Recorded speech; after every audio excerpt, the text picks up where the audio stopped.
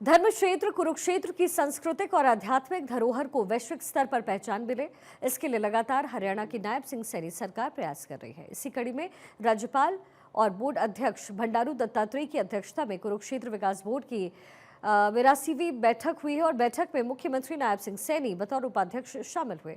इस अवसर पर कैबिनेट मंत्री विपुल गोयल भी उपस्थित रहे। बैठक में कुरुक्षेत्र की पौराणिक पहचान के साथ आधुनिक विकास के समायोजन पर चर्चा हुई।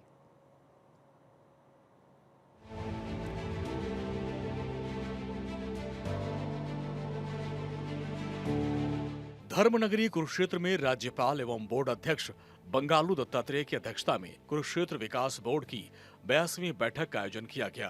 बैठक में मुख्यमंत्री नायब सिंह सैनी भी मौजूद रहे। इस बैठक में कुरुक्षेत्र के पौराणिक महत्व को वैश्विक स्तर पर पहचान दिलाने के लिए शहर के विकास पर चर्चा की गई। बैठक में अध्यक्षता कर रहे राज्यपाल ने सुझाव दिया कि देश भर में कुरुक्षेत्र की विस्तृत पहचान बने, इसके लिए सभी को मिलजुल कर प्रयास करने होंगे। कुरुक्षेत्र का बड़ा धार्मिक महत्व है, ऐसे में इसके बोर्ड में देश भर के विद्वानों एवं प्रतिष्ठित लोगों को जोड़ा जाना चाहिए। साथ ही राज्यपाल ने बैठक में निर्देश दिया कि 48 कोस के अंदर आने वाले तीर्थ क्षेत्रों को लेकर साल में कम से कम 48 उत्सव इन गाँव में मनाने चाहिए। इनमें जनप्रतिनिधियों की भागीदारी के साथ साथ जिन गाँव में ये तीर्थ स्थल हैं, उनकी भी सहभागिता जोड़ी जाए।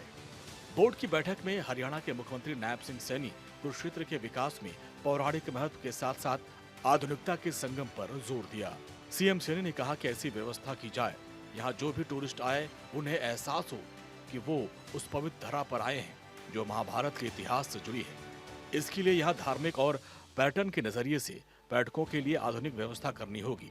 बैठक के दौरान बोर्ड के पदाधिकारियों और अधिकारियों के समक्ष कुरुक्षेत्र के विकास के पहलुओं पर चर्चा की गई, जिसमें सफाई की व्यवस्था, सरोवर के रखरखाव, नवीनीकरण और ट्रांसपोर्टेशन की व्यवस्था के साथ साथ मेला एरिया में विकास को लेकर चर्चा हुई। बैठक में अलग अलग स्थलों पर चल रहे विकास कार्यों की समीक्षा की गई। साथ ही प्रोजेक्ट में तेजी लाने का निर्देश दिया गया। मुख्यमंत्री नायब सिंह सैनी धर्मनगरी के विकास में महाभारत काल की पहचान और स्मृतियों को संजोने और पुनर्जीवित करने पर जोर देने के साथ साथ निर्देश दिया कि कुरुक्षेत्र में चौक और प्रवेश द्वार को चिन्हित किया जाए और उन्हें महाभारत काल के थीम पर सजाया जाए और बनाया जाए। बैठक में ब्रह्म सरोवर के प्रवेश द्वार के नाम भी तय करने पर चर्चा की गई। वहीं ज्योतिसर तीर्थ क्षेत्र के आसपास ग्रीनरी की व्यवस्था करने को भी संबंधित विभाग को निर्देश दिया गया। पूरे शहर में पेंटिंग, रेलवे ब्रिज के नजदीक श्लोक इत्यादि लिखने पर इस बैठक में चर्चा की गई। धर्मनगरी में महाभारत की थीम पर चौक और गेट। ज्योतिसर की तरफ से आने वाले रास्तों पर दोबारा बनेगा सुदर्शन चक्र। लाइटिंग के साथ भगवान श्री कृष्ण की प्रतिमा होगी स्थापित। ज्योतिसर तीर्थ परिसर के आसपास ग्रीन एरिया। कुरुक्षेत्र में चलाई जाएंगी इलेक्ट्रिक बसें। कुरुक्षेत्र विकास बोर्ड की बैठक में निर्णय लिया गया कि कुरुक्षेत्र में इलेक्ट्रिक बस चलाई जाएंगी। इन बसों को 48 कोस के अंतर्गत आने वाले तीर्थों के साथ साथ कनेक्ट किया जाएगा। बस के अंदर रूट मैप भी होगा। डेली वेज पास की व्यवस्था भी रहेगी। बैठक में मौजूद अधिकारियों को निर्देश दिया गया कि डेली वेज पास न सिर्फ बस में चलेंगे, साथ साथ कुरुक्षेत्र बने अलग अलग स्थलों पर भी एंट्री पास के रूप में काम करेंगे।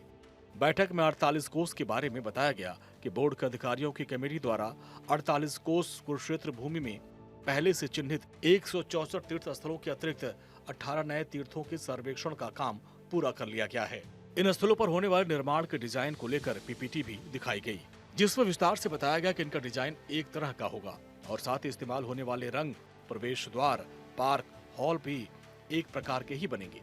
धर्मनगरी कुरुक्षेत्र में आने वाले तीर्थ यात्रियों के अलावा पर्यटकों को भी किसी प्रकार की दिक्कत न हो, इसके लिए बनाया जाएगा इंफॉर्मेशन सेंटर और जिसके निर्माण के लिए 15 अक्टूबर तक का समय निर्धारित किया गया है। कुरुक्षेत्र में बनेंगे 4 इंफॉर्मेशन सेंटर। पहला पीपली बस स्टैंड पर, दूसरा कुरुक्षेत्र रेलवे स्टेशन पर, तीसरा ज्योतिसर में रेलवे स्टेशन पर और चौथा केडीवी पर। इंफॉर्मेशन सेंटर पर पर्यटकों को मिलेगी कुरुक्षेत्र की सारी जानकारी। धर्मनगरी की जानकारी के लिए पोस्टर और बुकलेट की व्यवस्था। बुकलेट में होटल समेत सभी मुख्य जानकारियां होंगी। कुरुक्षेत्र विकास बोर्ड की 82वीं बैठक में मुख्यमंत्री नायब सिंह सैनी ने कहा कि यहाँ स्थापित होने वाली प्रतिमा और ऐतिहासिक स्थलों के पास बोर्ड भी लगाना सुनिश्चित किया जाए। इन बोर्ड पर उस एरिया के इतिहास का उल्लेख हो, जैसे अगर वहाँ बाण गंगा की प्रतिमा है तो बताया जाए कि इसके पीछे का इतिहास क्या है। साथ ही ऐसे ही भीष्मकुंड और अन्य जगहों को चिन्हित कर उनके सौंदर्यीकरण के साथ साथ इस प्रकार के पहलुओं को अंकित किया जाए। बैठक में गीता मनीषी स्वामी ज्ञानानंद ने कहा कि धर्मनगरी कुरुक्षेत्र को भव्य रूप देने के लिए हम सब मिलकर प्रयास कर रहे हैं। उन्होंने इंदौर का उदाहरण देते हुए कहा कि यहाँ की साफ सफाई व्यवस्था को लेकर वैसे प्रयास किए जाने चाहिए ताकि स्वच्छता रैंकिंग में भी इसका स्थान आए। उन्होंने कहा कि गीता महोत्सव को लेकर ग्लोबल पार्टनर के रूप में जापान को साथ जोड़ा जा सकता है। साथ ही ग्लोबल गीता समिट का भी प्रदेश में आयोजन होना चाहिए जिसमें दुनिया भर के स्कॉलर आए। भारत 24 के लिए चंडीगढ़ से डॉक्टर थानेश्वर शर्मा की रिपोर्ट।